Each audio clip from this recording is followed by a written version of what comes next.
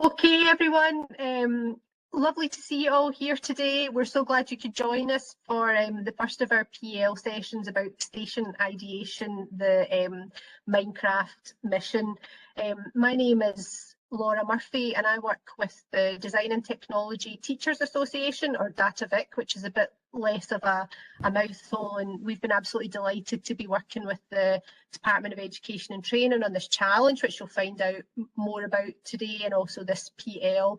But of course, before I start, I want to acknowledge the traditional owners of the lands and waterways where I live and work, which is the Wurundjeri people of the Kulin Nation, and pay my respects to their elders past, present and emerging.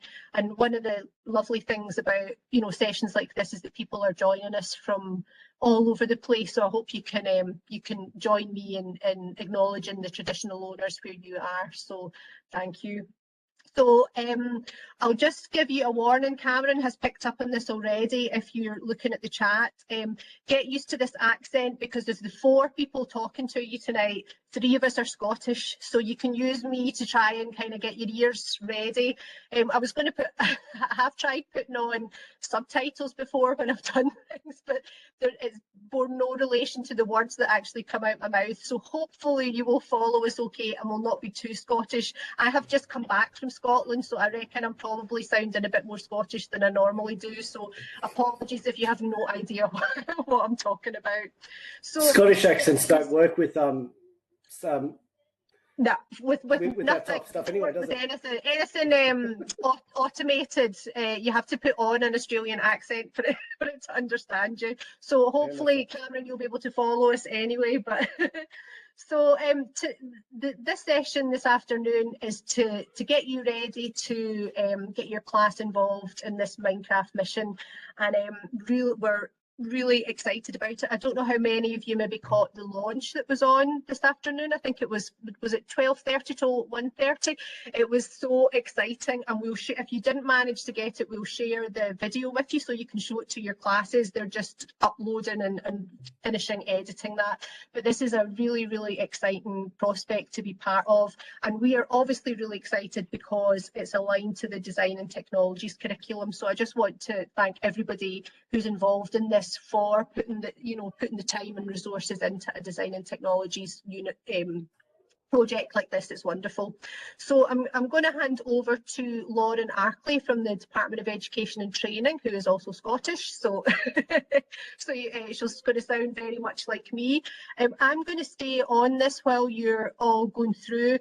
Please do use the chat function as we go, and if you haven't used WebEx before, it's at the bottom right hand corner of the screen. I'm guessing most people will be happy for you just to unmute and ask a question if you've got one, but if you're not feeling quite brave enough, I'll be monitoring the chat, so I'll make sure we won't miss anything, and we'll get to your question at the end. Okay, over to you, Lauren.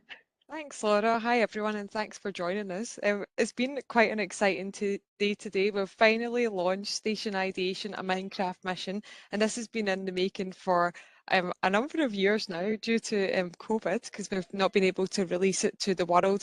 But it's based on a current project underway in the Melbourne CBD, which is the Metro Tunnel project. And that's been on the go now for a number of years. And we've worked with the Department of Transport and Rail Projects Victoria to try and create some Minecraft resources that can be used in the classroom that not only align to the curriculum but also engage students, families and schools in some of the projects that Metro Tunnel are delivering, because they're quite exciting. So the mission that we're going to share with you today is based on the delivery of Town Hall Station, which is currently being built in Melbourne CBD. No one's ever been inside it. Even the engineers haven't seen a 3D model of this until we created it in Minecraft. So in this Minecraft world, students, teachers, members of the public can travel through the mini Melbourne world. It looks really like Melbourne, I'll show you in a second, but they can also explore the station. So they're getting a world first view of the new station and how it connects to all the other stations in the city. So if anyone likes trains or is interested, the new Town Hall Station has 7 entrances. So you can now walk all the way from Town Hall Station to Flinders Street without having to come up above ground. And you'll be able to see that replication in Minecraft. Now, we've created some curriculum resources in partnership with DataVic. for years 5, 6, 7 and 8, so students can explore Town Hall Station in Minecraft, but then work through the design process to design something to go into the station that will suit the needs of the passengers in 2025 and beyond when it opens to the public. So Peter will take you through what that looks like and the learning resources, but all information on Station Ideation can be found on our website, which is stationideation.net. In there you'll find we've got a 360 fly-through video of the new station, and it gives you a little bit of a challenge overview. The fly-through video is available in VR, so if you don't get too travel sick, have a go, because it's quite a fast travel through the station. We've also got some videos in there from the Metro Tunnel project, which give you a bit more information about what it takes to design a world-class train station. But what I'll do just now is I'll share my screen with you. So give me a second, I'll just work out which screen I'm sharing, and I'll take you around what this looks like in Minecraft, because some of you might never have been in Minecraft before. So I'll just hopefully see that sharing. And Laura, do you mind just letting me know you can see this? Can you see it? Yep, I'm seeing a thumbs up. I can see it, Lauren.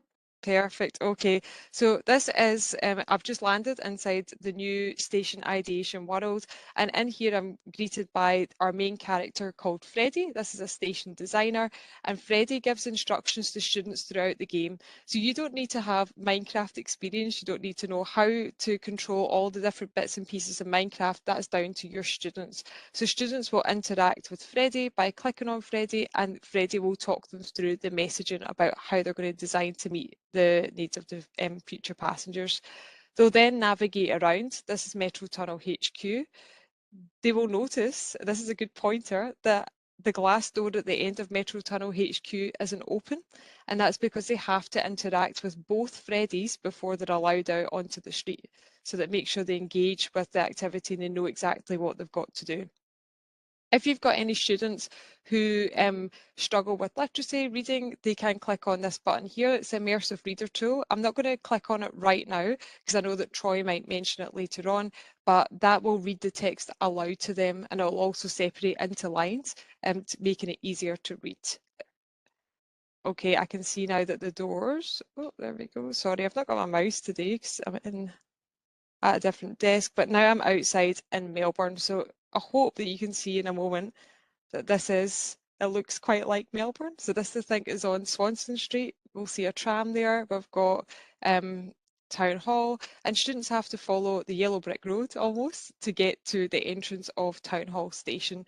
So there's a sparkly line that students will follow, and it will take them to it. Now this is the first look of the station, and this will be what it looks like after it's built. You can look at this if you Google Metro Tunnel Project and look up Town Hall Station, have a look at what it's supposed to look like, because it's really accurate in Minecraft. Now they'll see, they've got a Freddie here again. Freddie's got a message, and she said this is one of the first entrances. The Town Hall Station, follow the trail. They've got a couple of design spaces in the station as well, which they can choose from. The station, when I go into it, I won't take you through the whole thing. You'll see how big it is. It's massive. We're not asking students to design the entire station. They've just got to pick one area of the station to design for. And there's members of the Metro Tunnel design team that will give them ideas on themes and what they could design. So now I'm inside the station. This is a bit of a blank canvas. It won't look this grey when it opens in 2025, but it's quite deliberate so that we get students to design anything, something really creative and inspiring, and not give them too many hints and tips of what they could do. Now these yellow and black lines around the edge here indicate that this is a design space, and they'll be able to find some information on the boards which tell you where they are in the station because it's such a big space. It'll give you an idea of where people are coming from as they move through the station, so that will help them think, well, what could we design in a space where you've just arrived inside the station on the ground floor? What would a passenger need in that space? Now, students can follow the granite trail, which I'll go down. And I think that Minecraft should invent a Minecraft Fitbit for this world, because there's so many steps to take through the station, you could get pretty fit. Here we go, we've got another design space with the yellow and black boxes. So they'll just keep wandering through until and I know this person's just around the corner, they'll meet their very first Metro Tunnel design team member. So this is All Good. So students will click on All Good. All Good will give them a message about a particular theme, and in Al's situation, it's all about well-being and how important passenger well-being is. How can you design something in a station to make it a refreshing, calming experience so that passengers don't feel stressed as they're trying to make their train? Now, this is the exciting bit, and I know I've just realised I haven't enabled my screen for sound, Laura, but I'm going to leave the surprise to all of you when you get to go into the game. But with each of these design team members, what we've done is we've created a follow me button, and we're going to show them another inspiring design from somewhere around the world to give them a little bit of an idea about what other people have done for the needs of others. So if I click on follow me, let's see, come on, there we go. I'm just landed in Stockholm. And in Stockholm, there was a design created a few years ago whereby they put in piano stairs into a station. And the idea was to encourage passengers to take the stairs and exercise opposed to just standing on the escalators. And these stairs, sorry, in real life, in the station, the stairs made the tune of the piano. So as passengers walked up, they could make a little song. So I've saw lots of videos of different people and maybe friends jumping on the stairs and making songs together. So we've included this example, but what students can do, and this is very surprising to the students who have play tested this, if they walk up and down the piano stairs, so you can walk up and down them, you can't hear, but I can hear that the piano stairs actually play the notes of a piano. So they can actually test out in game and experience how that design works. Now, on Algood, who's just here at the door, we've got some videos there. So if you want students to watch a video on what those piano stairs look like, we've got a link in there as well as a reads button. And when you click on those, it will just open up a window on top of the screen. And then as soon as you're finished, you can close that and then keep exploring the world. So I'm going to go to here, which is Take Me Back. I've been given a superpower, which is a healthy apple, because it was all about well-being. So kids can eat the apple if they so wish, and I think they glow. And I'll head down to the platform. Now, this platform apparently is like one of the widest platforms in an Australian train station. So I've been told by the Metro Tunnel team. One of the key designs of this station is that they'll have glass doors where the trains will arrive so that passengers know where to congregate to actually get onto the train to make it faster. But the platform goes on for a really long time and it will continue onwards, so students can keep exploring. They'll meet other characters along the way. So here we have I Own a Watch, whose theme is about time management. And again, they can do the same thing. They can click on Iona and they can click on Follow Me. And I'm not going to show you where it takes you because I'm going to ruin all the surprises of the game. But there's lots of exciting places around the world, including London. There's a New York City design in there. I think there's an airport design from, is it Schiphol Airport or Schiphol Airport? I can never pronounce that. But they'll be taken all over the world to find out how others have designed to meet the needs of others. So yeah, it's very exciting. I'm not going to keep going on this if that's okay, Laura, because it goes on for a wee while and it's quite a journey. But I thought that would just be a good introduction to what you can expect as you get into the world. So does anyone have any questions or anything that I've missed or? Just Cameron giving his age away, saying it reminds him of a Tom Hanks movie from the 90s, The Piano Steps. Everyone, you got to be quiet about that. I had a little question. I'm not sure if you can. Okay. My name's Natasha. I'm from Clifton Hill Primary School. I haven't had a lot of experience with Minecraft at all, but I do see the kids playing it, and I think they access it through an app on their iPads. I wondered, do they just access through the iPad or using the site that you gave us, or do they use an app, or how does it actually work? Yeah, sure. So there's two components of this. The first thing is they have to have Minecraft installed on their device. So you can install that on Chromebooks, iPads, on a laptop. And are you from a government school or non-government school? Yes, I am. Oh, public great. school, yep. Yep, so they will sign into Minecraft using their EduPass details. That's their @schools email address and password. And for you, that's your @education email address and password. So once they're signed in, that's then kind of set up in Minecraft. The next step is to download the Station Ideation world, and once that's down, they can then access that once it's on their device. But Troy and I can go into this at the end when we go into kind of the technical components of Minecraft. But I just want to say that you don't need to be an expert in Minecraft or have played it before or know all the different controls. You're an expert as a teacher, and the curriculum and learning and teaching, as long as you can provide the lessons with the resources and they're aligned to the curriculum, the Minecraft part is just the second part, and that's the part that the students do. Thank you. Thanks, That's Lauren. okay, no worries. Anybody else?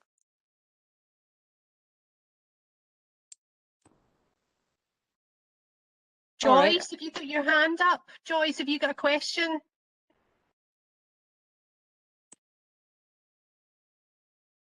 If you're struggling to... Oh, sorry, go. No, my hand was up for something else before. Sorry, I didn't take it down. I'm sorry. I was just into my own... problem. I was just looking for the world inside my own Minecraft, but I heard you say that you'll go into it later, so that's fine. Yeah, no worries. All right, Peter, I'll pass over to you. Good day, everybody. I was going to do it. I was going to do it in Australian, and then that would force Troy to do it in Scottish, which I was kind of looking forward to. But I won't be able to stick to it. So hang on a second, and I'll see if I can share the screen. Again, I'm kind of juggling. For what it's worth, I was going to try and put on a Scottish accent, but then I thought you'd probably report me to HR or something, so I wasn't going to bother. Well, that might happen anyway. Okay, can we see the Minecraft screen there? Great, okay, now hopefully I can still transition. So I'm going to show you the bit that hopefully you're more comfortable with, which is the kind of design project part of it. And this was really designed with primary school teachers in mind who are not familiar or comfortable with the design process, design technologies curriculum yet, and maybe out of field teachers as well in year 7 and 8. So I know there's quite a lot of you out there, and you might be supporting other colleagues to do this who have just been kind of dropped into design technologies. So this is really pretty straightforward, and the students should be able to navigate the process themselves, but there are lots of resources there to help you as well. There's a whole teacher's resource that kind of steps through each stage and gives you little kind of tips and prompts. There are support videos as well. But I'm going to take you through the student resource because I think that's the easiest way to understand what the students will actually do. And this is the 5-6 resource. There's not much difference between the 5-6 resource and the 7 and 8. There's some extra stages, some extra prompts in 7 and 8, but really the process is the same, as it is with most design projects. So when you get this document, and I'll show you afterwards where you find this, you can get it from the stationideation.net website, but also DataVic's got links separately to each resource, so that's quite easy to find. We've got a rubric up front so that the students kind of understand what's expected at each stage. And actually it's a competition, so if they want to score the maximum amount of points, it's very easy for them to see the type of evidence they need to show in their video or their documents to kind of get the top marks and hopefully win the prize. The design process for this project is linked exactly with the year 7-8 design technology or 5-6 design technologies curriculum. It's got these key stages of investigate, generate, produce, and evaluate. And obviously we're not physically making anything here, although I wouldn't rule them out making little cardboard models or paper models if they wanted when they come up with ideas. But obviously production is going to happen in the kind of virtual world of Minecraft here. So down the left, there's little prompts for the students to read. It tells them what they kind of should be doing at each stage. And here's a little video. I'll show you that towards the end. There's 3 videos that can help out. But on each template, there's a space for the students to do their working. Now, this comes to you as like a Google Slides document. You download that, and they've then got like a PowerPoint that they can type into, add in pictures. They could even change the layout or whatever if they wanted and add new pages or whatever. So it's their portfolio for their group and for their project, so that they don't need to feel restrained by what's there. It's just to get them kind of started. So this first one is when they meet the design team, they can kind of check out all those different places that Lauren was talking about and take a few notes and kind of keywords so they can think about what might be useful later on. But really what they're doing is responding to what they find out from passengers in the game. I think they call them NPCs, non-player characters. So they'll meet all these people up in Swanston Street, and Troy can kind of show you that later on. And once they've met all these people, they'll understand what their needs are. They might be a bit stressed out for some reason, or they might be trying to do something or find something. So they can focus on just a few of those passengers and ask them questions, or take from the information they get what's happening with them. They're not restrained to characters in the game, however. They can go and talk to people in real life, so they could talk to friends or family, or even if you organised a trip to a local train station or go into the city itself, you could also ask people what they're doing, where they're going, what would make their journey more pleasurable, or what would they like in a new station. So this could be kind of real primary research in here, which would be fantastic to see. And then you've also got the choice of, I think Lauren said, 6 spaces in the station itself. So once you've identified who you're going to be designing for, what type of theme you're going to be doing, what your focus is, that might lead you towards one space more than another. So you might be doing some sort of a retail space, so you kind of choose something that's more suitable for that, or they might do like an indoor playground to entertain kids or whatever, so they might want the biggest space possible. So they can evaluate a few different spaces. None of this is kind of like mandatory. They don't have to like submit every single part of this, but it's there for them to kind of really go through the design process thoroughly. And if they're making their videos at the end, this is the type of evidence they can show behind their thinking. So not just shown as the final design in Minecraft, which I'm sure will look fantastic, but this is where we really see the thought that went into it. Now, we've got some spaces there for investigation beyond the game again. And I know there's examples of different designs in different stations around the world and things like that, but they could also look towards architecture or something else. So we've got some space there to encourage them to find different resources. So they might do things like they might look at how nature could be incorporated, or water features, or new technologies, or even how lighting could affect the use of the space and how the passengers would feel in that space. So that's the type of thing. Annotations in there explaining their thinking, again, really useful. This is great stuff for any design project, not just for station ideation. And then we're into the generate stage. So it's all nice and color coded for you, so you kind of know where the students are at any one point. It might be an idea for them to kind of re-upload their particular design portfolio to a space where you can go in and check it. So that might be on Teams or somewhere else. But this is where they might record some of their sketching. So they might do that offline, or they could do it online, depending on the tools that you've got available to you. Quite fine to kind of, you know, sketch lots of ideas, and that's the main thing here, is that they generate lots and lots of ideas quickly, just on paper, and they can take pictures of that and drop it in here. Again, annotating wherever possible. And there's a couple of pages there for them to do that, and they might start refining their best idea as they kind of go through this. And they could add multiple pages in here if they want. They're not restricted to the amount of pages that are there.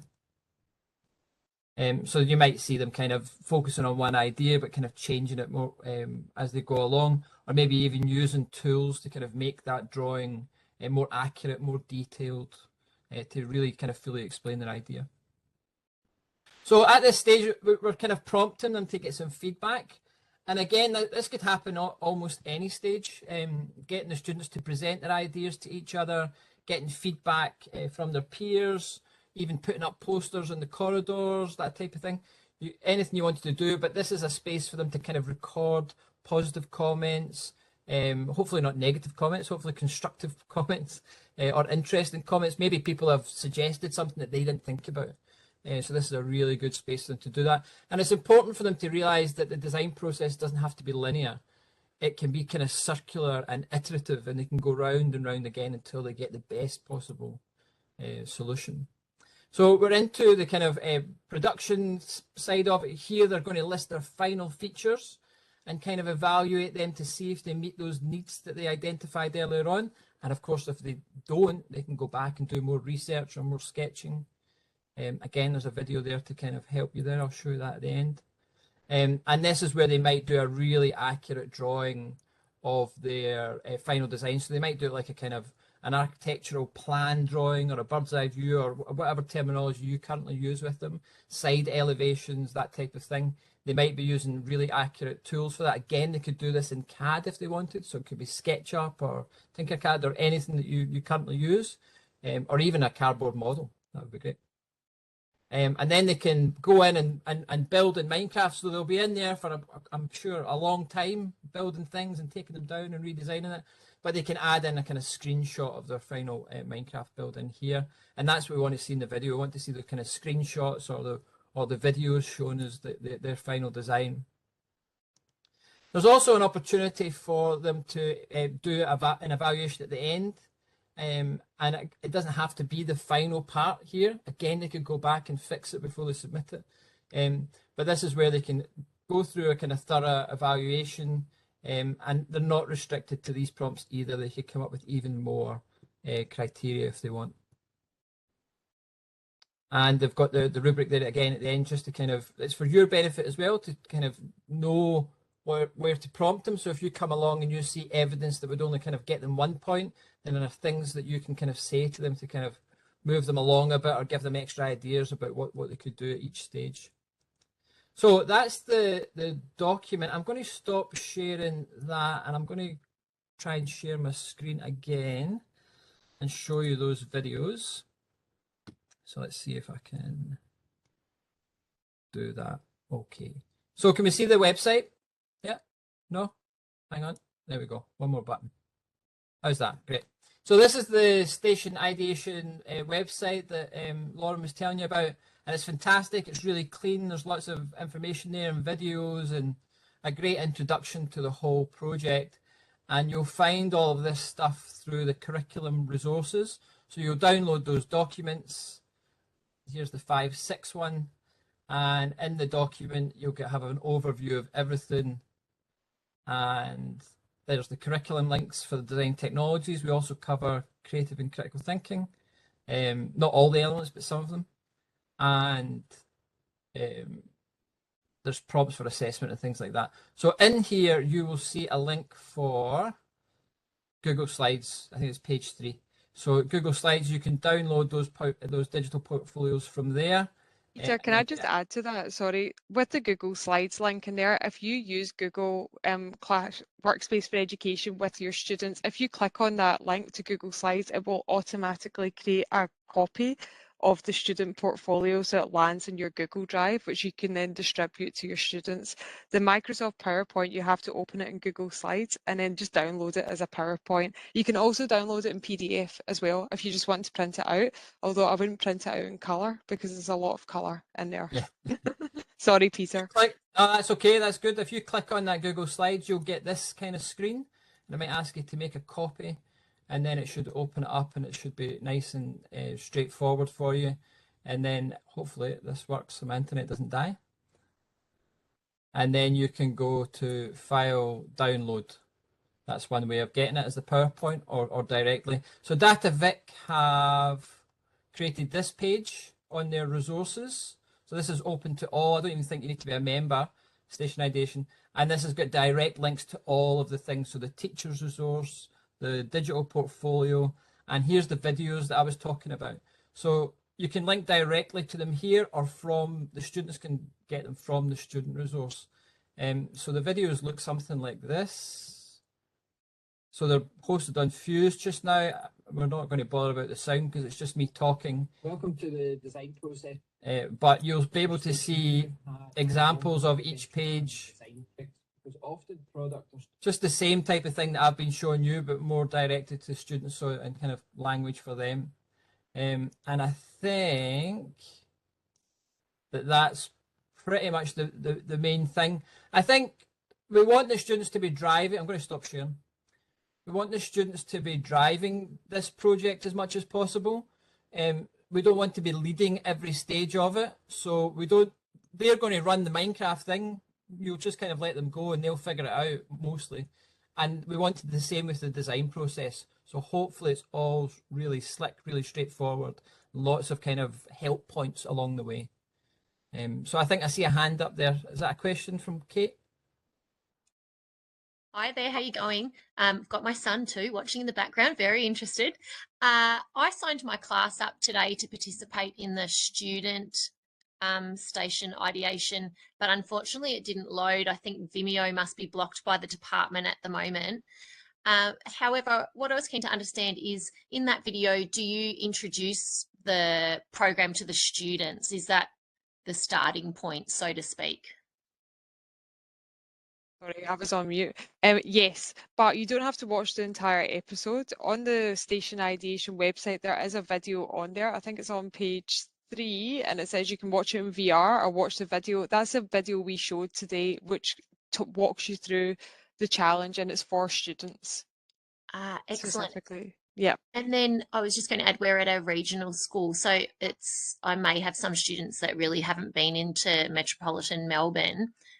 Is there actual footage of Swanston Street and whatnot that helps the kids to visualize, in addition to obviously the Minecraft side of things? But is there a sort of video about Melbourne? Yep, there is a video that was created by Real Projects Victoria in the game. So as you arrive in Metro Tunnel HQ, I kind of brushed past her, but there's a character in there called Linda. Linda is an engineer on the Metro Tunnel project, but if you click on Linda, there's a video and it shows you a little bit of Minecraft and a little bit of Melbourne in it to give them that context. There's also some videos on the microsite that point you to Metro Tunnel project, and it shows you underground. That was all shown this morning as part of the launch. I'm sorry that you didn't get to access that today. That's a real shame. I know. I had a class full of disappointed kids and IT couldn't sort it out for me. So yeah, I'm sure I've sent something to the digital learning team, a screen grab, just to sort of see. Oh, thank you. I'm in that team, so I'll have a look at that. Thank you. I'll ask someone to. Yeah, no worries Thanks, at all. Thanks, Lauren. Lauren, did you catch the other questions there on the chat? Yeah. I thought I'd just answer it out loud if that's okay. It's just easier to explain. So the resource, so Station Ideation, a Minecraft mission, is available. I wanted to say in the chat forever, but just until we don't use it anymore. So that's around. The teaching resources are around, and the student design portfolio that can be used at any time. So you can use it whenever you please. At the moment, we've got a competition, which is specifically for Term 1 and Term 2. So I think that closes on the 8th of June. So students can submit their final design inside Town Hall Station via a narrated video walkthrough, less than 5 minutes, to showcase their design and all the key features. And they'll send that in to be judged. If students wish to take part in the competition, there's obviously prizes. So Microsoft, the Microsoft team here in Australia donated $200 Minecraft prize packs, which include lots of exciting exclusive Minecraft merchandise that appeals to lots of young people. So we've got one prize for years 5 and 6, and the other prizes for year 7 and 8. So yeah, resource ongoing competition, Term 1 and Term 2.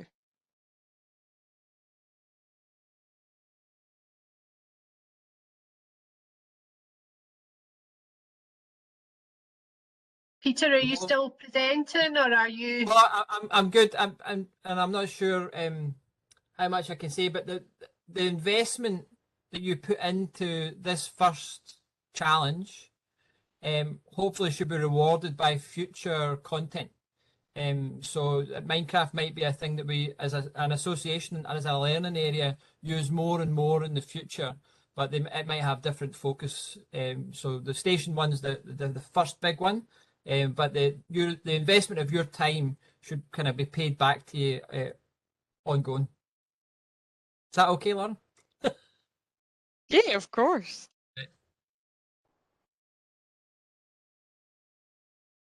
All right, are we going to move on to Troy now? Oh, just a couple of questions, Troy. Are you okay with us grabbing them just now? Lauren, I'm certain if you can see Kylie's one, can we use it for T4s? That's fine, yeah, as long as it's currently in the curriculum guidance for teachers, it's for years 5 and 6, but if you're able to differentiate that, I don't see any problem with using it for years 3 and 4. I think that, yeah, they would love to. If you've got students who that resource doesn't fit the the year level that they're in, you can also download and access Mini Melbourne, which is just Mini Melbourne as a world with no challenge, no characters, but you can still explore the city. So if that's something you prefer to do, the links to the Mini Melbourne world are also on the Station Ideation website. So some students might not be ready to do the challenge, but they can explore it in different ways. And I can see a question there about Catholic and independent schools. Your process will depend on what you've got at your school. And Troy, you might be able to jump in and help me with this, but I believe that if you've got a Microsoft 365 license, it's quite likely that you'll have access to Minecraft. Yeah, that's exactly right. So Catholic schools right across Victoria have got Minecraft Education Edition licenses. You just need to reach out to your diocese about activating those and just making sure that you've got them. But you've got access to them. They've been paid for by the diocese, and most independent schools will have a Microsoft 365 license set up within their school. And so if that's your school, then yeah, Minecraft Education Edition is a part of that. Good one. Thanks, Troy. And I can see another question there about, sorry, just to go back to the question beforehand about independent schools, that will really depend on whether your school has got a Microsoft license and they've opted to get Minecraft as part of that. So you'd have to ask your school to find out more information. Craig, for your question about students to log in, do they use their @education email? Students have their @schools.vic.edu.au email, so they'll log in using that and their password, and teachers will log in with their @education email address. I can see some more hands up. Natasha, have you got a question? Thank you, Lauren. So my question is around time and what I'm sure it's written in all the documents, but what you guys recommend is a good amount of time to spend on this. Would it be something like an hour a week? I'm sure the sky's the limit and kids could do whatever, but do you have a recommendation around that? Because I teach STEM here. I do teach the year 5s and 6s, and I was seeing it as something that the STEM leaders could drive, maybe as like a lunchtime club. I just wondered what your thoughts were around that. Yeah, definitely. We've deliberated how to document this because teachers will do this in lots of different ways. I know that Peter and Laura have mentioned that we've got Design and Technologies Week that happens later in the year, and it's a project that could be done as an intensive project for a week.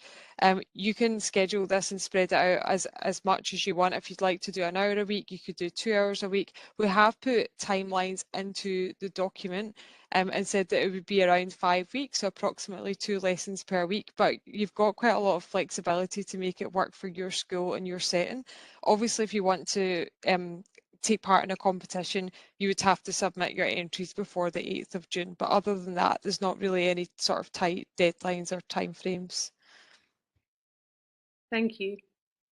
No worries. And Kate, have you got your hand up, or is that the old hand up?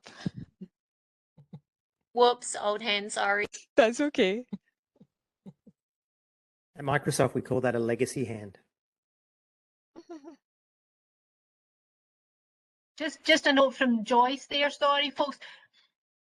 I'm not sure if we can help you from this end, Joyce. That might be something that you would need to have a chat to your IT people at school about. I know it really depends on the school, but there's no reason that you wouldn't be able to get interviews. So I would just have a word with your IT people at school and get them to have a look at that. Okay. Good Yeah, luck. I can help there as well. Joyce and I work at the same school.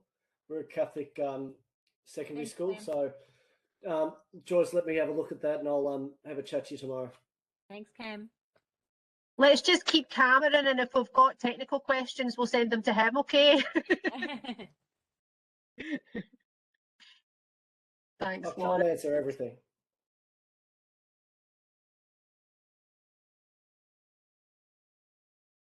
Okay. Right. Troy, will we pass over to you? Okay, sounds good. I'm just going to share my screen, and can someone tell me, how do I make it so that I've got sound? At the top okay, no, I can right-hand see it corner, there. there's Yep. a speaker. Yeah, just make sure it's a the little cross is button. gone. Yeah, cool. Sorry, I'm not the guy who knows all this stuff. Oh, Troy, I hate to say it, but you're showing your notes screen and not your Oh, really? Yeah. Okay, I see. Yeah, That's okay. if you can take away the notes view, that usually helps. No, I think what it is I shared the wrong screen because I'm not used to using WebEx. We'll get there. There we go. Can we all see that now? Yes, perfect. Great. Okay. So my name's Troy. I work at Microsoft. It's funny, sometimes when I meet little kids and they'll be wearing like Minecraft t-shirts or something, I'll say, I work for Minecraft, which is kind of funny because I don't really, but you know, they love that kind of stuff. When I first got this gig in 2017, my son was quite young. He's now in VCE. He's doing his final year of school, but he was quite young then. And he said, oh, Dad, that's great. You're working for Microsoft. Microsoft own Mojang and we can play Minecraft together all the time. And I'm like, yeah, we can. Guess how many times I played Minecraft with my son? The answer is 0. And it's not because I don't see the value of Minecraft. It's because I'm 51 years old and it's just not my thing. Now, I say that for the reason to say that if you are the kind of teacher that you can see the value in this and you can see how much this is going to turn kids on to whatever content you're going to put inside Minecraft, and you can see its value, but you're put off by the fact that you don't know much about Minecraft. I just want to encourage you that what we're going to do in this session now is hopefully put a lot of that at rest or to rest, because the reality with Minecraft in using it as a teaching tool is the kids know Minecraft. The kids know how to play Minecraft and the kids know how to do all that awesome stuff in Minecraft. You don't need to. Matter of fact, as I said to those little kids wearing the Minecraft t-shirts, I work for Minecraft and I'm not so great inside Minecraft either. And we've got people at Microsoft in my team that are ex-teachers. Oh, by the way, I forgot to mention that I am a former teacher, that can go inside the game and they can code and they can make it rain chickens and they can do all this amazing stuff. And even people like Lauren that, you know, we see running around in there, you know, showing us what's going on. She's amazing too. And I think when she was thinking about the audience, it's like, who do I get for teachers that don't necessarily feel comfortable? We'll get Troy. Because that's really who I am. Probably oversharing here, folks. Sorry about that. But nevertheless, I really want to stress to you that you don't need to be that awesome gamer to make this work for your students, right? With another thing that we say at Microsoft, we've got 10% of our teachers on Twitter and we've got 80% of our teachers on Facebook, and it's that 80% that we want to reach. We want to reach those people that aren't necessarily right into tech, but want to actually use it in a meaningful way. So having said all that, what we're going to do is we're going to look in this session about Minecraft. We're going to look at how we can use it. I'm going to show you a couple of videos and I'm going to show you all the resources. There we go. There go my dogs. We're going to show you all the resources. I'm going to show you all the bits and pieces that are going to help you and support you while you switch it on for the kids. But more than anything, please remember, it's the students that are going to get in there and know Minecraft. You bring your knowledge of the curriculum. You bring your knowledge of pedagogy. You bring your knowledge of the tool and how it can be used. And yeah, there's a couple of things you're going to need to get your head around. But once you see it as just another tool, you know, you're going to be able to use it, you know, in a really powerful way. You know, I draw the parallel. When was the last time you actually picked up a pink? I was a primary teacher. When was the last time you picked up a pink pencil and colored? You don't anymore. And it's the same with Minecraft. You don't need to be in the game. But that said, there's some advantages of getting some of the basics. So we're going to look at some of those basics today. But I really like this slide here. Look what it says here. It says, we're not trying to turn your students into gamers. We're trying to turn your gamers into students. And so one of the cool things about this is thinking this is where the kids are already at. Okay. Now, when I grew up when I was in primary school in the 70s, my daughter's just arrived home. That's why the dogs went off. When I grew up in the 70s, we didn't use pop culture in the classroom, right? I can remember we'd bring our, you know, Bugs Bunny books or whatever to school, and the teacher said, that's lovely, and sort of put it to the side. And then when I started doing my teacher training, it was all about meeting the kids where they're at. And so it was all about bringing, you know, an authentic experience for the kids and bringing their music and bringing the pop culture and all that into school. And it's the same with this, okay? That's the power of Minecraft, or at least that's the starting point, is that your kids are already in this space. And what you're going to do is you're going to switch it on for them and you're going to start to capitalize on that from a learning perspective. So what I'm going to do now is I'm going to share a video with you. Just a little basic video about Minecraft and some of the cool things that you can do with it and what it looks like inside a school. So we're just going to let that load. And I'm just going to fire this off. And if you can give me thumbs up, Lauren, when you let me know that we've got sound.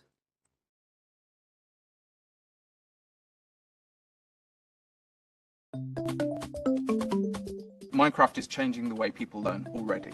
It's already having a major effect. I've described it this weekend as an awakening. I was truly learning with and from my students. These teachers see the excitement with the students, the level of engagement. I think it makes them realize that this is what I got into teaching for. If the kids are so incredibly passionate about this game, there's obviously value in it to them. It's not that it helps kids learn different. They've been learning that way. They've been learning through gaming.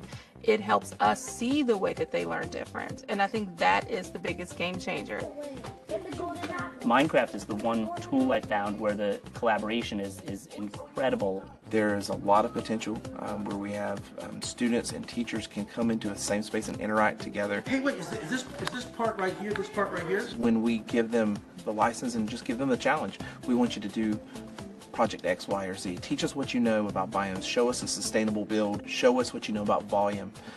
They're very comfortable in that environment, and it's really powerful to watch that happen. I've never seen a more empowering tool for kids to use to create. The students have a lot of ownership. They have a lot of autonomy, a lot of agency in that space. You talk about the same experiences that computer programming gives, where you're allowed to fail and you're allowed to do things. Minecraft provides that same experience. My favorite line is build a house, and the magic happens when you do that. To walk into the world that a child has created and to see their excitement, to watch their eyes light up. It is something that you honestly have to experience at least once in your life.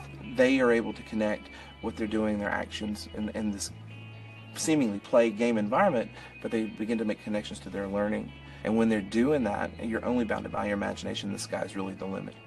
It's so often, I guess, these times in education when we feel like we can't take a leap and do something that isn't planned, that isn't tested, that isn't something that fits into the confines of a textbook.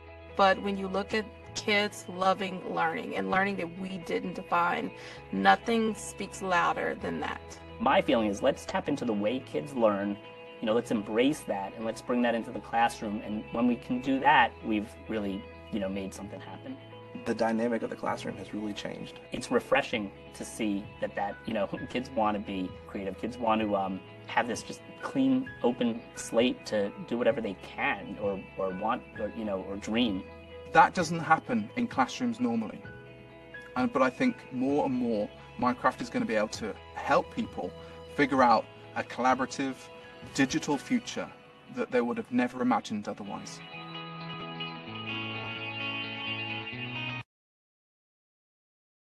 Okay, so I realize you can't click on my links through this this platform, so sorry about that. But it is quite easy to download Minecraft Education Edition because you do need a dedicated app.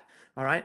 Now you go into if you're on an Apple device, then you can go into your App Store and you can download Minecraft Education Edition. Lauren, did you want to talk about where they can find it on Arc or Fuse or anything like that, or are you just happy for this link?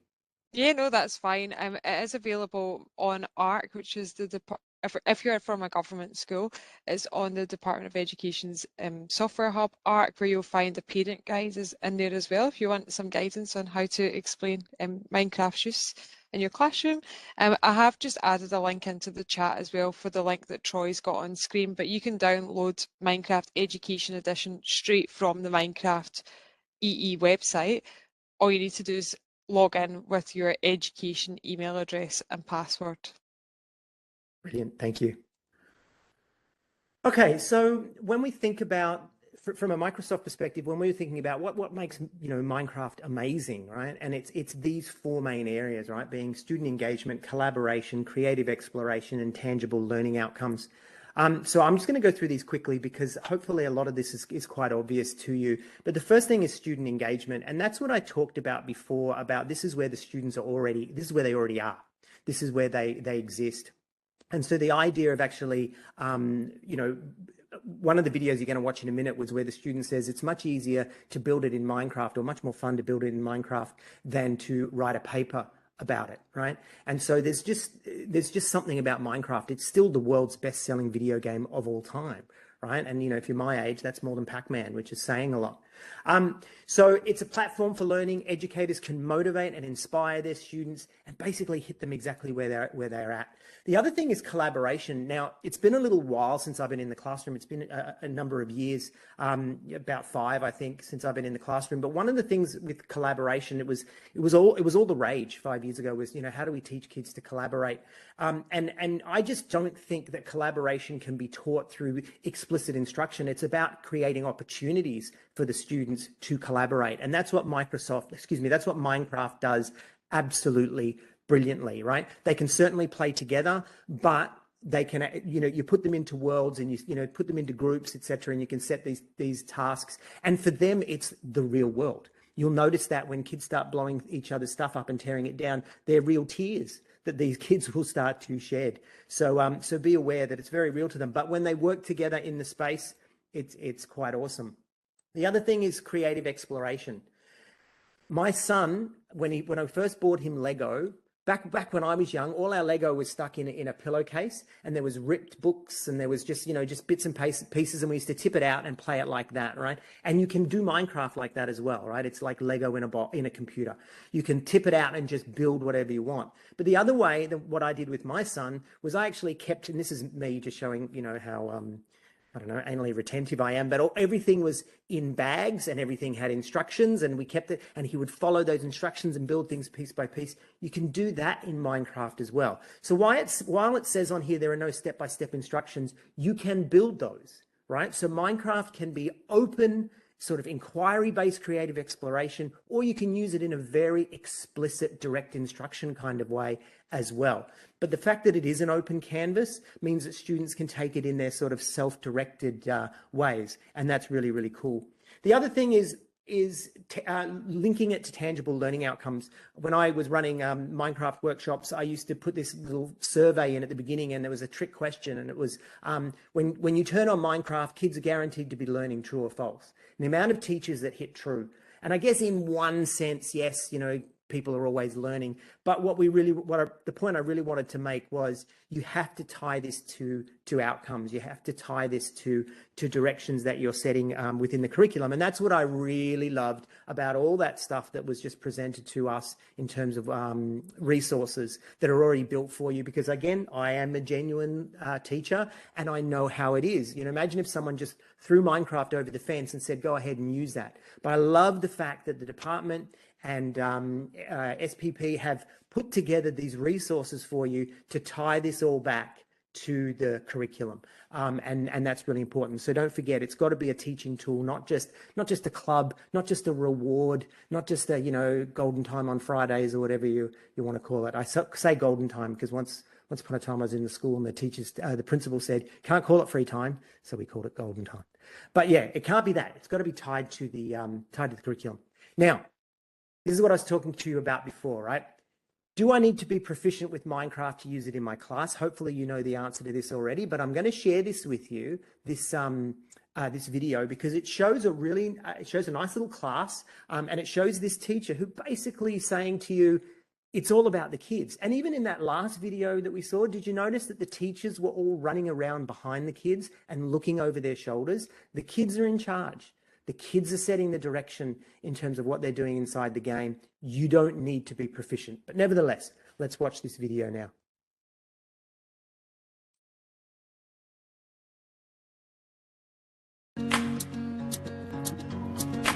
You don't have to be an expert at playing Minecraft. You don't have to be a gamer.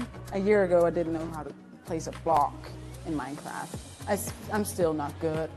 But my students are amazing, and as long as I can, you know, set the assignment, they're good to go. Yeah, now we're going to play Minecraft, and I was so excited to play Minecraft like one whole day. But make something that has to do with school at the same time.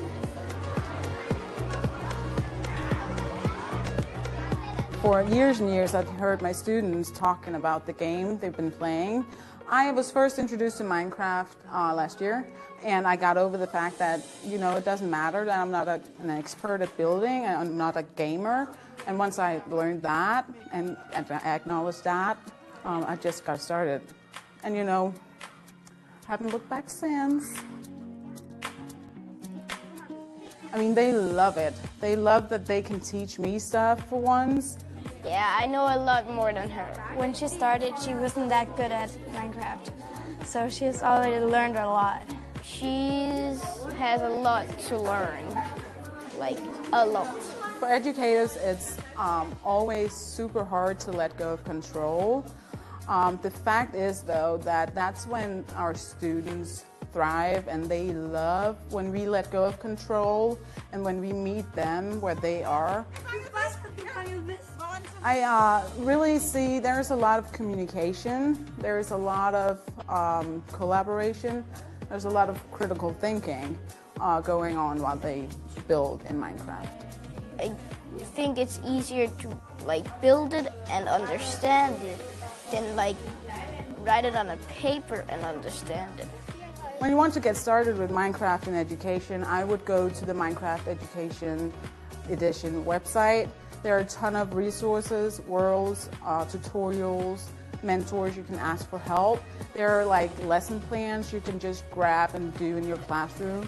And also joining the Minecraft community, where like a ton of teachers from all over the world can help you get started and tell you how to use Minecraft in the subject you teach.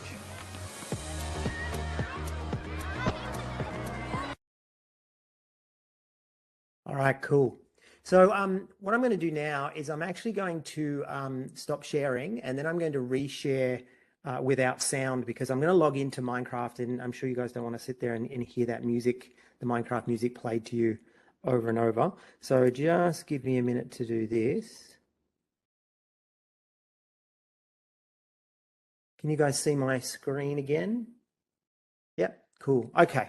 So I'm going to fire up Troy, we can see your slide screen. Is that the right one? I did it again. Sorry. No, see, this is me not being so great with that. Not being so great with this platform. Apologies. It's funny when the tech guy comes in and he's just really bad with tech, isn't it? All right, can you see that now? You can still see my slide screen, can't you? We can see the slide, the whole slide, but we just can't. Are you opening the Minecraft? Yeah, I'm opening that window. That's really strange. Okay, well, hold on. Oh, now we can see your browser. Yep. That's okay. Do you know what? I'm going to use my slides for myself, and I'll just talk to the app as we go through. So I'm just going to start Minecraft Education Edition. So just bear with me, folks.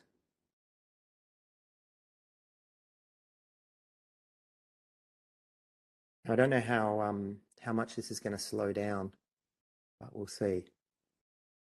So can you guys see that loading? Yes. Yep. Cool. Okay. So the first time you sign in, you're going to need to, well, it depends, right? It depends on how your system is set up. You may not need to sign in, but nevertheless, if you do, as Lauren was saying before, you just use your education email address, or the kids use their school's email address. All right, so here we are in Minecraft Education Edition. There's me. Now, I just want to point something out, that there are some slight differences between this and the Minecraft that the students are probably going to be used to playing, whether they're on their Xbox or their PlayStation or you know, on their PC at home or whatever. So there are some slight differences, but by and large, this is an identical experience, right? It's funny to say that there's differences, but it's identical. But you know what I mean? The gameplay is pretty much the same. But a prime example for you is the skins, right? Which is what we call these sort of avatars down here. Now, the kids will be used to be able to import skins from wherever they want, and they can create things, and they can be rude and crass and all kinds of things. So we've stopped that in the Education Edition. So instead what happens is you click on this little coat hanger here, and you get to choose your skins, right? And so you can go through and find the one that best suits you or best suits how you're feeling today or whatever. When you've chosen the one that you like, then you can confirm that, and then that's going to be what you look like inside the game, right? So that's important for me to point out to you. Obviously, you can do things like switching your accounts if you've got multiple accounts in there. Settings, I'm not going to dive into settings today, but there's all sorts of things that you can set up in there to make it more conducive to what you wanted to do. There's the new and featured button, of course, which is, you know, obviously all the latest, greatest things that we're doing in the Minecraft space. But let's jump into play. All right. Now, the first thing I want to show you after I jump into this space is these 5 little sections that you see on your screen.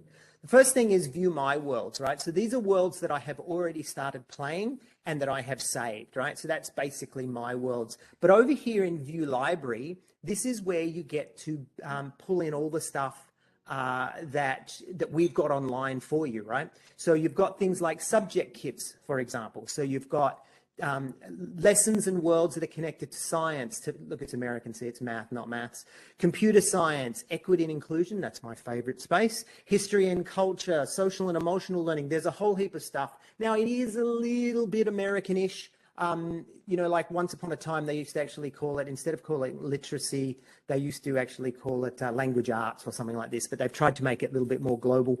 But nevertheless, there's some really good stuff in there. So you don't need to reinvent the wheel. So if you're wanting to do a unit, for example, on something to do with maths, then that's where you'll go in and you're able to filter according to year level, according to age, and all that kind of thing is in there as well. All right, so that's what it looks like inside the subject kits. The monthly build challenges, similar to what we're doing here with Station Ideation, there are monthly challenges that are put out there for you to use with your students, and a lot of the legwork is done for you. You've got starter worlds as well, so they're sort of those blank worlds, and then we've got the how to play area as well. Now, before we jump into how to play, I do want to show you some of these other things as well. You can create a brand new world right there. You can join the worlds, right? So if you wanted to host a world, right? So let me show you what I mean. So I'm going to create a new world, right? Actually, no, I'm not. I'm going to, yes, I'm going to create a new world. Now, if I go in there and start playing, see what Lauren's laughing at me struggling. I can go in and start playing that world there. But if I wanted to host it for my students, right? And I wanted to bring my students in, I click on host. And then what happens is, it's really cute the way it does this, just letting that, that load up. It's a little bit slow because I'm on a call and trying to run Minecraft at the same time. So forgive me for this, but we'll get there. It's giving me I feel all like these we need tips. some supermarket music or something in the background. Yeah, because you guys can't hear this. I can hear it all.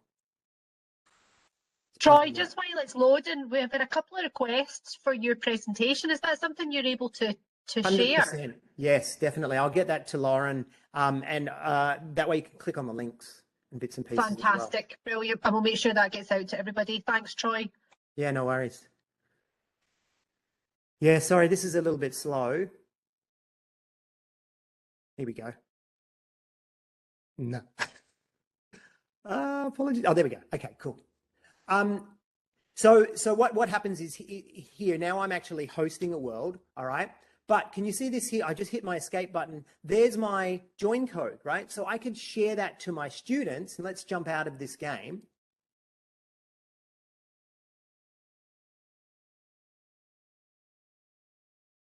Oh, sorry.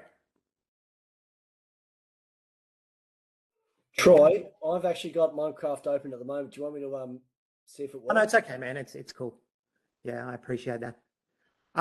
So what's happening now is, do you see that code? I would share that with my students, and then what my students can do is then they can come in, click on this, they can click the little icons, so they're not having to worry about passwords and etc. It's just really nice and cute. And so they put that in, and then they jump into your world, which is kind of nice. All right. The other thing too is you can import worlds, and worlds act unlike the Minecraft that everyone else is used to using outside of Education Edition. These are individual files, which is what Lauren was talking to you about before, right? So you can share it just like you will a doc file, or just like you will a PowerPoint file or whatever. You can actually share it in that way. And so you can import files and export files and be handing them around to your students. Troy, sorry, that's really key for this. So when you're in Minecraft Education Edition, you've got it all open. You have to click on import and actually find the file you've downloaded for Station Ideation to bring it into your My Worlds. Yep. So you have to do what Troy's doing now. You'll have Station Ideation downloaded, and then as soon as you do that, it will open and it will save in the My World section. Yeah, exactly. So just like you would opening a no, good, thank you. Any help? Anything that you know, just like you're opening a PowerPoint file or a Word doc or a PDF, it's just exactly like that, and which is nice, right? So that can be handed on. So you can have multiple copies of multiple worlds running around in your classroom at once, which is nice. Now, what I wanted to show you, here I am in View Library, and I'm going to come into how to play. Now, this is really important if you are new to Minecraft, right? Because this is where we're going to learn how to play. So if you're going to play using your keyboard, all right, you can actually start here. Or if you're going to start playing using a touch device, touch-only device like an iPad or something, you can actually go there, right? So now I've got a 2-in-1, so I can use as a touch device. I can also use it as a keyboard device, right? But most of your students are going to be used to using Minecraft with a keyboard and with a mouse, right?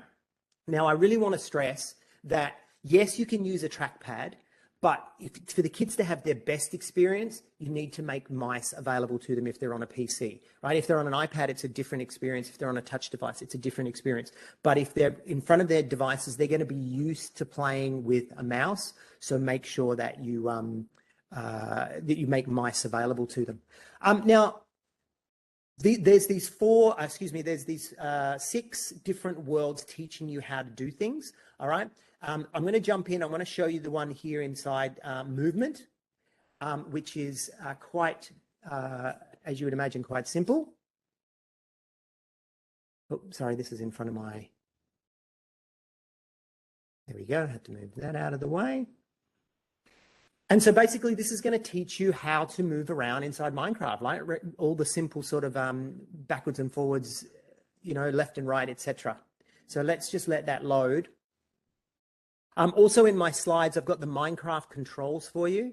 So I'll give you that as well. Now, have a look, right? So I've got my mouse. So I'm using my mouse, right, to actually move my character's head around. So that's what I'm using to look is the mouse. Now over here, if I hit the H key, it hides the controls, and that's what the kids will do, and they'll laugh at you when you actually have them on your screen. But you can see it's really quite simple. Look, we've got W for forward, we've got S for back, we've got A for left and D for right, we've got space to jump, we've got E to open up our inventory, which is sitting down the bottom there, and T to open up our chat, etc. Now, I'm going to have a look at this screen. So we can see here we've got a chalkboard. Now, worlds that are created for you will have chalkboards in them, but you can actually build these into the worlds that you're using with your students, right?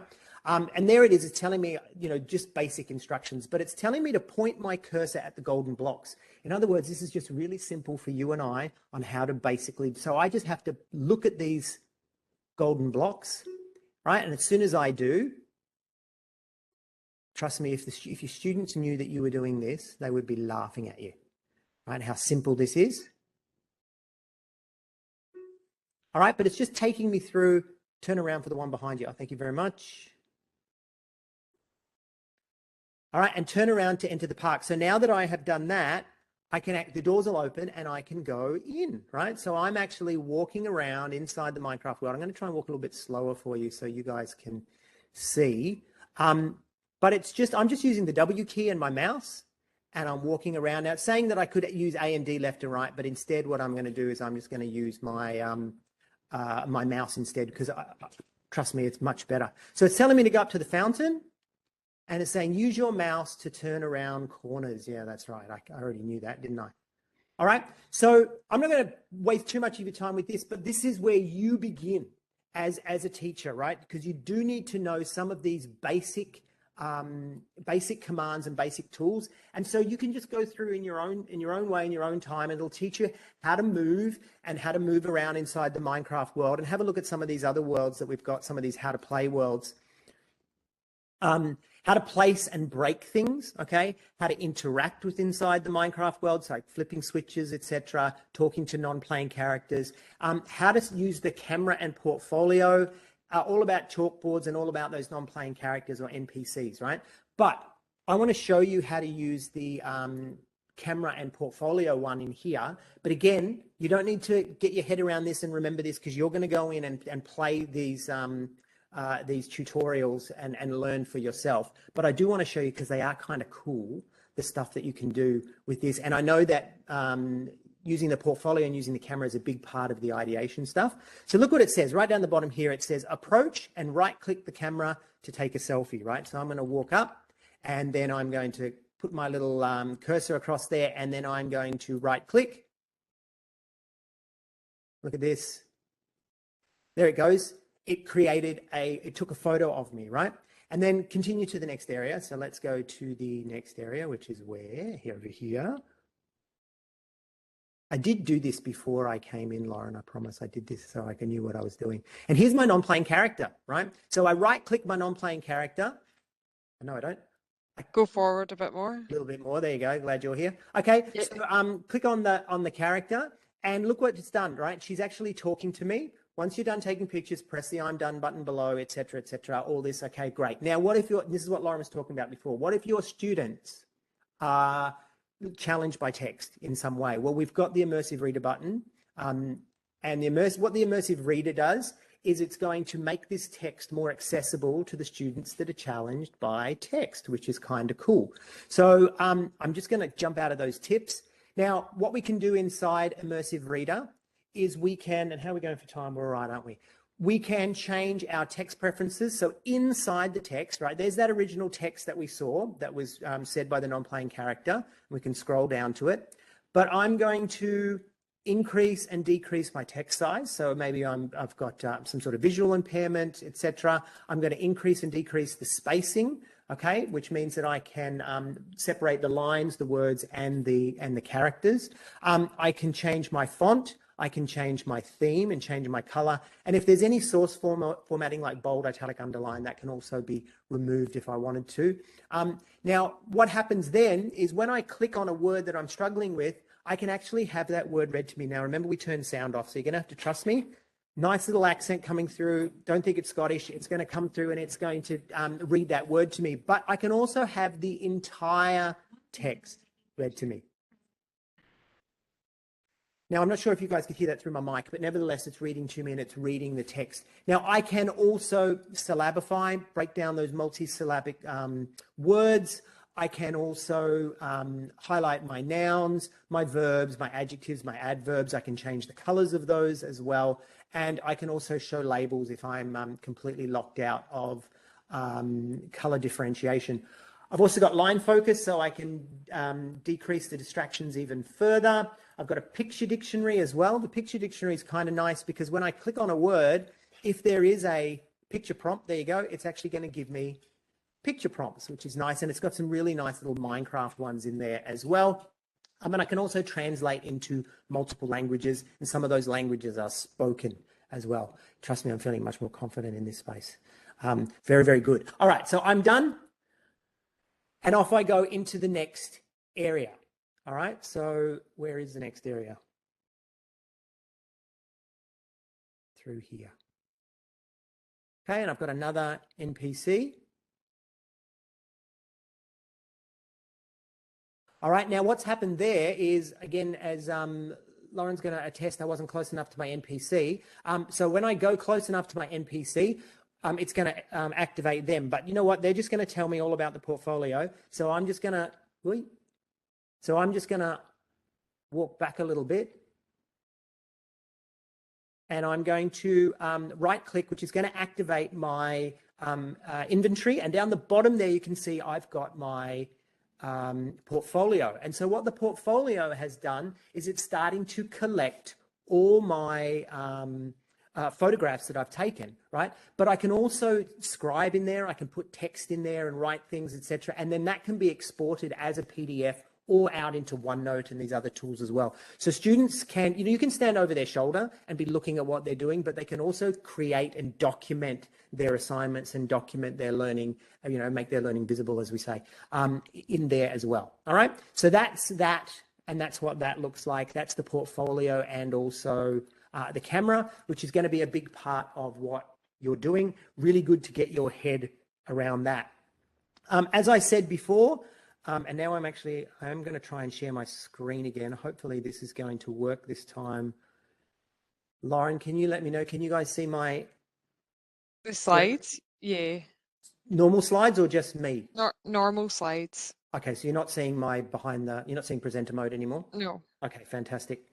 Okay, so when you get these slides, everything's in there showing you what to point and click, and there's your commands as well. But I want to talk to you quickly about classroom mode, because classroom mode helps you to manage worlds. And this is the Troy teacher kind of way of managing without having to know too much about the game.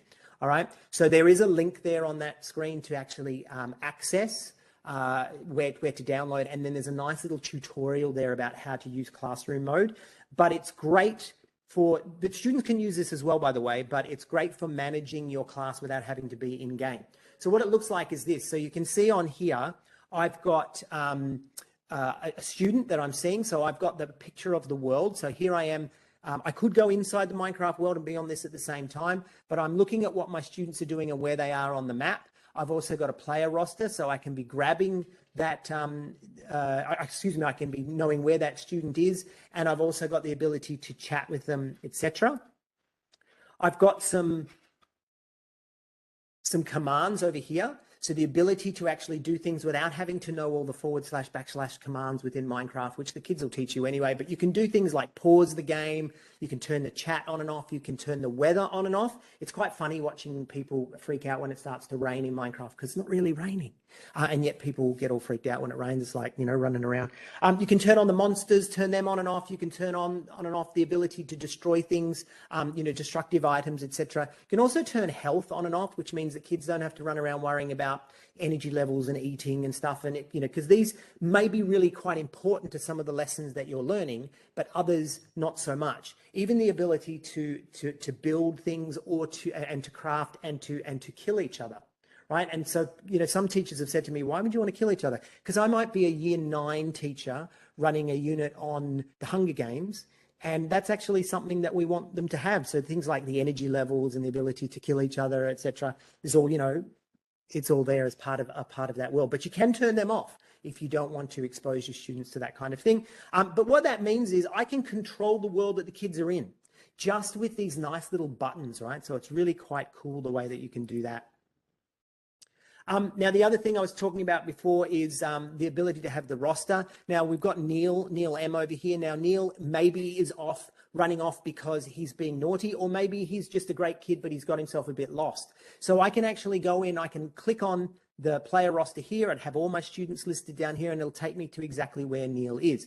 Then what I can do is I can move the map to exactly where I want it to be. I can grab Neil's name and drag him over into where I want him to go, let him go, bang, and then I've teleported him into the part of the world where I want him to be without having to know commands and all that kind of thing. There's also the ability to have the chat, so you can chat with the kids and also monitor the chat that's going on in the world. So that's called classroom mode. Again, when you get those links, you can go through the tutorial. It'll take you through step by step, and you can learn how to use it. It'll change the way that you use this. And hopefully, if you're like me and you don't want to necessarily be too much in game, that's there. A couple of tutorials I do want to point out to you quickly, though, is the Code Builder tutorial, which is teaching you how to code. All right, now this is good for you as a teacher, but it's also good for your students and teaching them the basics of coding, because Minecraft Education Edition, what makes it different to the other versions of Minecraft, or some other versions of Minecraft anyway, is the ability to code in Scratch, Tinker, Java, Python, any others, Make Code. These are all the languages, and some of these are block code and some of these are text-based. But nevertheless, jump in and have a look at that one when you get the time. The other one is chemistry.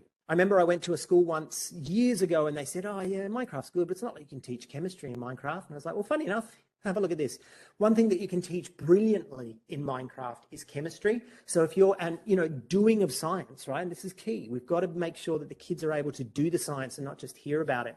So you have the ability to create elements, right? By setting the number of protons, electrons, and neutrons. You can set that, and you can create elements which can then be used in the Minecraft world. You can also combine them as compounds, all right? So you can put those elements together and then be using them in the Minecraft world as well. Again, I've got a link for you there, but I'm going to show you where to find some of these resources.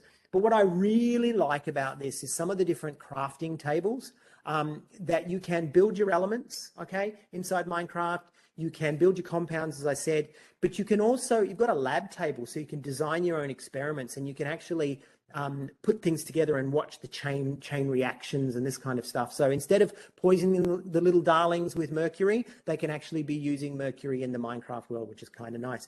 And then you've got the material reducer, so that will break things down from the Minecraft world into its compounds, into its elements as well. So instead of building things, you're actually breaking them down. So the ability to do science is absolutely brilliant.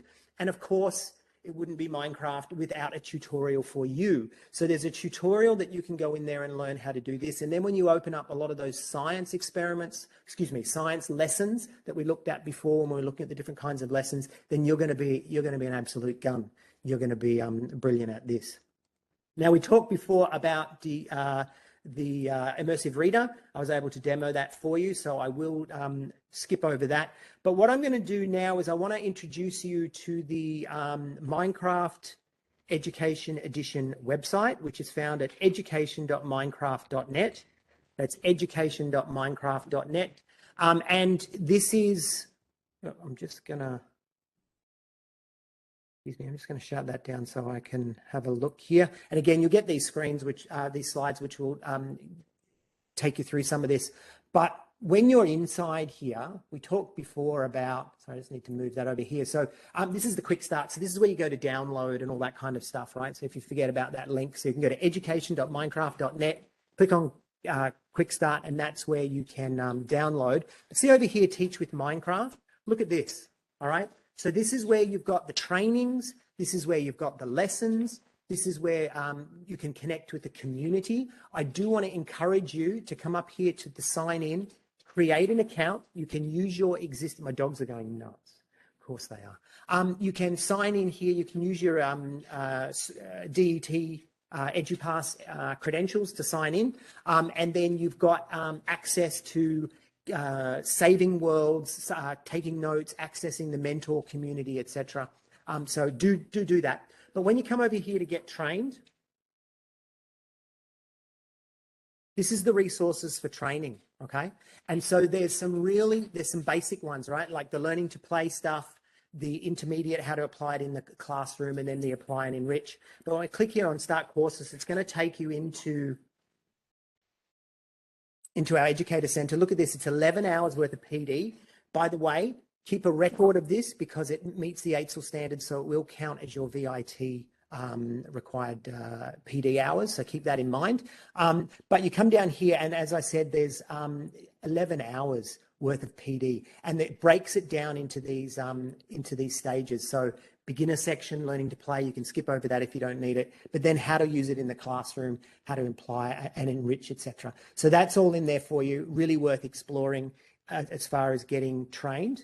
The other thing I want to point out to you is the mentors.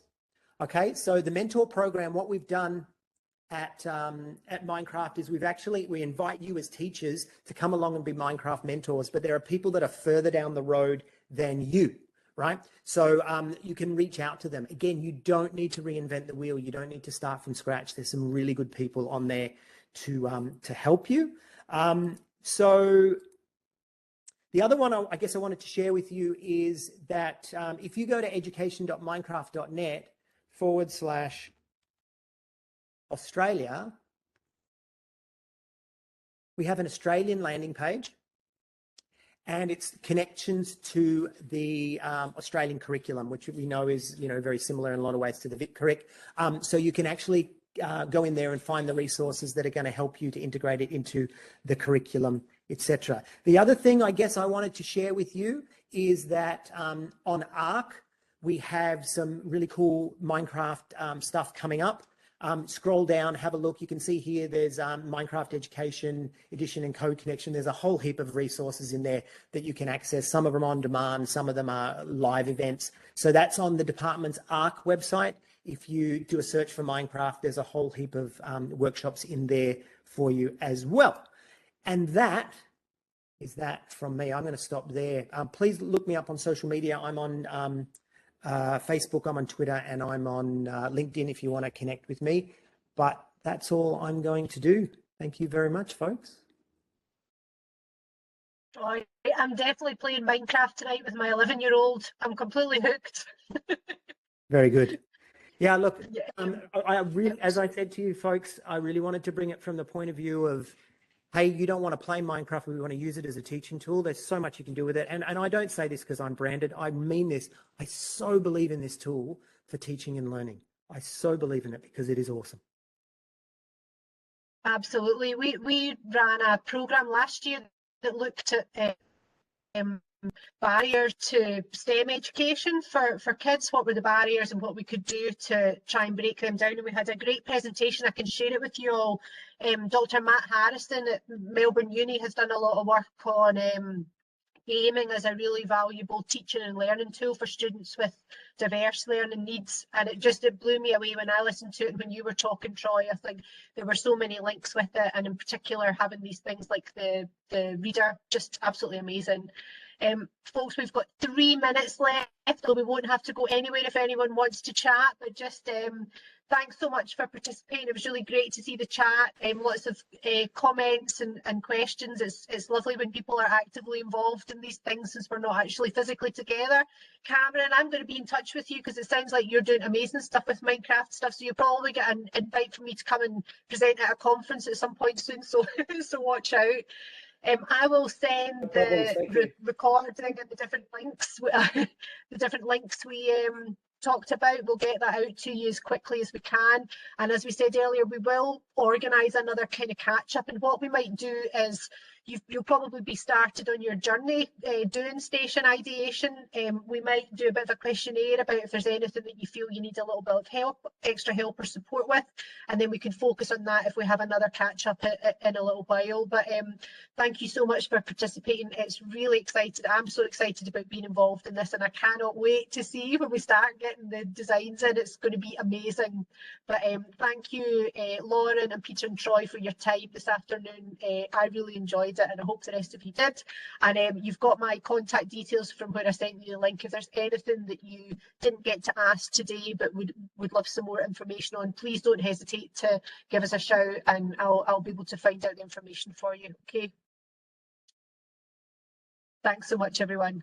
Thanks, Laura. Bye, everyone. Thanks, guys. All the best. Have fun.